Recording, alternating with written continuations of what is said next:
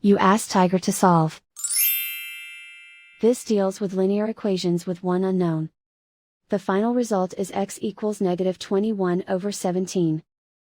Let's solve it step by step. Simplify the expression. Group like terms. Simplify the arithmetic. Group all constants on the right side of the equation. Add 21 to both sides. Simplify the arithmetic.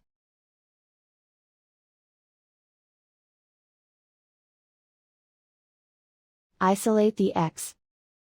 Divide both sides by -17. Cancel out the negatives. Simplify the fraction.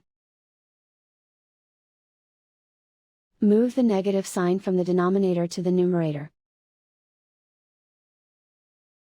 And so the final result is x equals -21/17.